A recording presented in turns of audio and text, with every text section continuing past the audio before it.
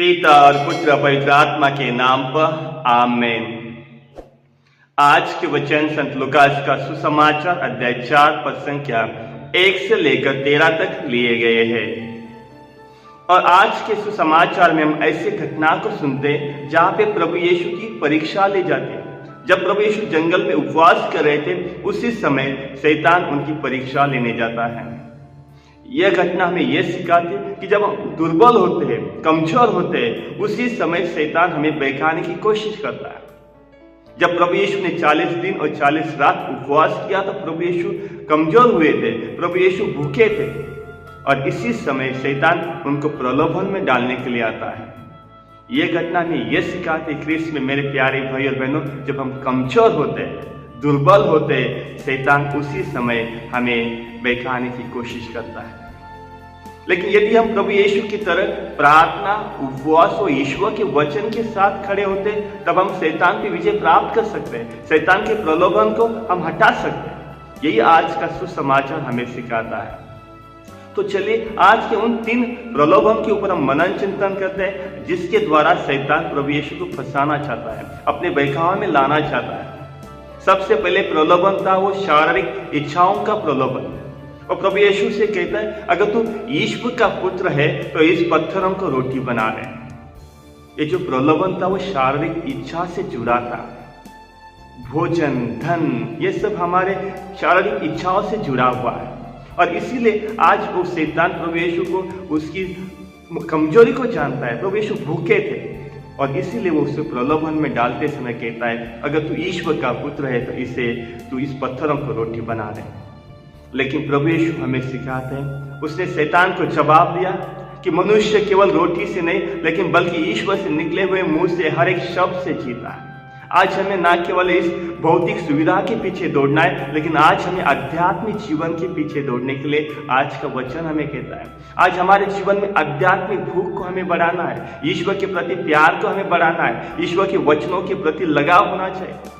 ईश्वर के दिए हुए वचनों पे चलने के लिए आज का वचन हमें कहता है, जहाँ प्रेम है, दया है, शांति और सत्य का मार्ग है। और जो दूसरा प्रलोभन जो आज हम सुनते हैं, शैतान ने प्रभु यीशु को दूसरा प्रलोभन ये दिखाया, वो था सत्ता और सम्मान का। उसने प्रभु यीशु से कहा, उन्होंने ये सब कुछ मेरा है, सब राज्यों को वो दिखाता है और उसकी महिमा को दिखाकर कहता है कि अगर तू मेरी उपासना करता है तो ये सब कुछ मैं तुम्हें दे दूंगा। सम्मान का था वो, अहंकार का एक प्रलोभन था। जब हमारे शारीरिक इच्छा पूरी हो जाती, जब हमारे पास धन है, हमारे पास भोजन है, तो एक दूसरी इच्छा हमारे मन में आती है, वो है प्रतिष्ठा की, वो है नाम और सिद्धि की। आज हमें हमारे जीवन में इन वचनों के द्वारा प्रभु यीशु बताते कि जो भी हम कुछ करते ईश्वर की महिमा के लिए करना, ना कि इस शैतानी और संसारिक चीजों के लिए उनकी महिमा नहीं करना है, बल्कि आज हमें ईश्वर की महिमा करना सीखना है, ना कि हमारी प्रतिष्ठा के लिए, ना कि हमारे खुद की प्रशंसा के लिए। हमें ऐसा लगता है कि हमें अब सब कुछ हमारे पास है, अभी हमें प्रशंसा चाहिए, हमें अभी प्रसिद्धि चाहिए, प्रतिष्ठा चाहिए, और इसीलिए शैतान हमें बहकाने की कोशिश करता है। और इसके लिए हम झूठा रास्ता चुनते हैं, इसलिए हम धोखा देते हैं, इसलिए हम लोगों को सताते हैं, और उस तरह शैतान हमें बहका कर हमें उस तरह अपने ईश्वर से दूर लेके चला जाता है।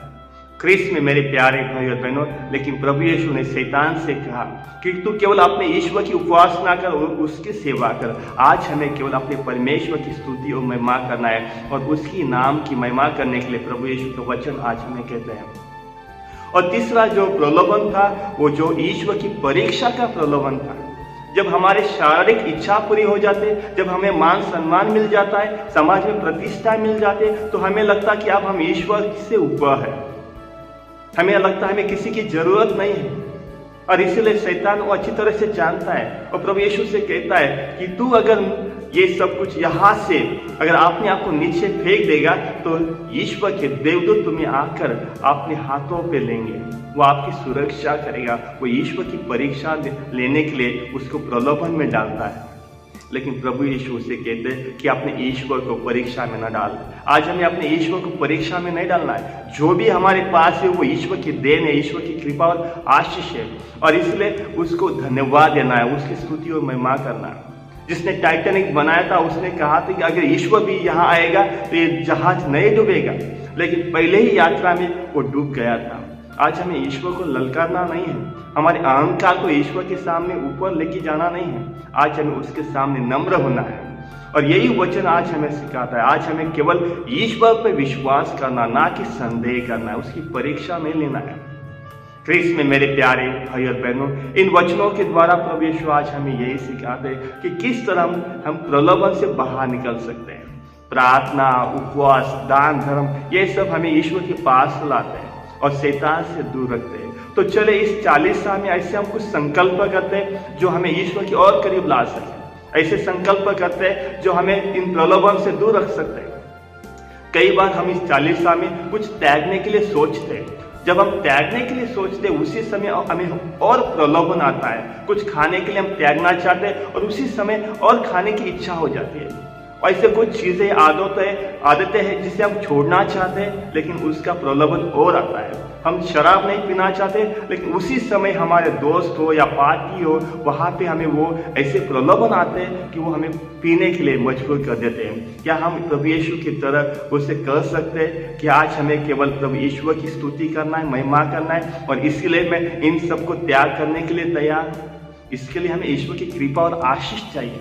तो चलिए आज हम ऐसे संकल्प करते हैं कि 40 साल में केवल हम ईश्वर के दिए हुए वचनों पे चल सके, ईश्वर की आध्यात्मिक भूख को बढ़ा सके, ईश्वर से व्यक्तिगत प्रार्थना द्वारा, उपवास द्वारा, दान धर्म द्वारा हम प्रभु यीशु के वचनों पे चल सके, जहाँ प्रेम है, दया है, शांति और सत्य का मार्ग है। तो चलिए ख्रीस्त में मेरे प्यारे भाई और बहनों, हम आज के वचनों के लिए ईश्वर को धन्यवाद देते हैं, ईश्वर की स्तुति और महिमा करते हैं। पिता, पुत्र और पवित्र आत्मा की बड़ाई होवे, जैसे वो आदि में थी अब अनंत काल तक सदा रहेगी। आमीन।